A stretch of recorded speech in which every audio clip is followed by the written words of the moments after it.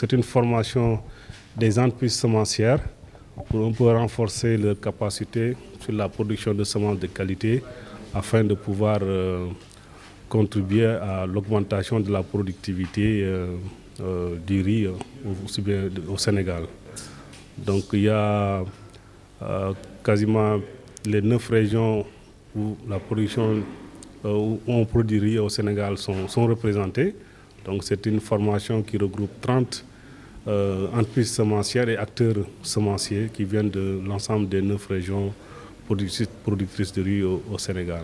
La semence est importante dans la mesure où les statistiques montrent que rien que la semence, l'utilisation d'une semence de qualité peut contribuer à l'augmentation de la production entre 10 et 20%. Donc c'est un facteur important, donc un intrant très important, l'intrant de base, donc pour pouvoir augmenter la production du riz de manière générale.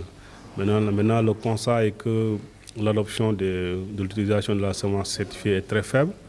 On montre qu'à peu près 70% des producteurs utilisent des semences de leur propre production, donc qui ne sont pas qu'on ne peut pas appeler même des semences, mais du riz paddy. Donc ce qui ne peut pas contribuer à atteindre le potentiel de rendement des variétés, dont certaines peuvent atteindre 12 tonnes dans l'irrigué et d'autres de 6 tonnes dans les bas-fonds pluviales. L'objectif principal, c'est comment réduire les taux d'importation du riz. Voilà, donc ça pèse beaucoup sur la balance commerciale.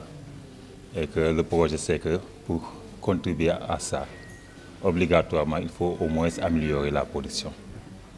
Améliorer la production, ça passe d'abord par la sécurisation de la base productive. La base productive, le premier intrant, c'est les semences.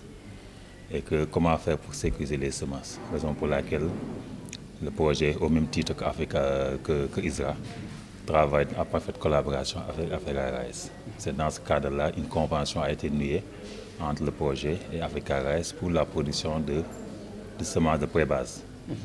Voilà, je vous dis que déjà, c'est 75 tonnes de semences de pré-base qui sont prévues dans cette convention à produire pour les 3 ans.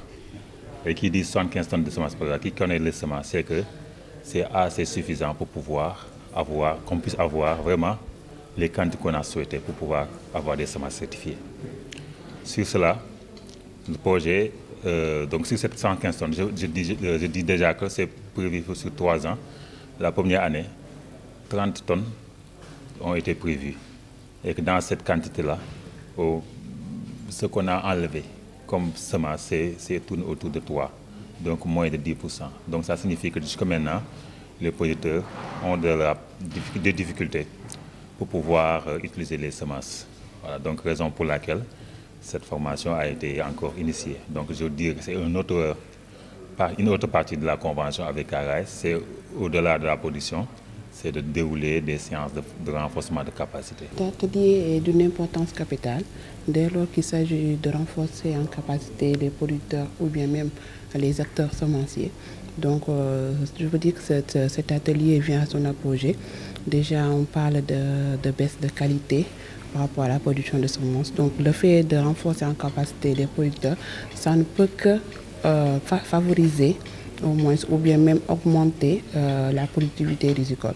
Donc nous félicitons par la même occasion l'Africa-Rice en collaboration avec PDCVR, le projet pour le développement de la chaîne de valeur, qui œuvre dans cette logique, dans cette dynamique. Et en même temps, il facilite quand même les actions que mène l'État dans le processus d'attente à la souveraineté alimentaire.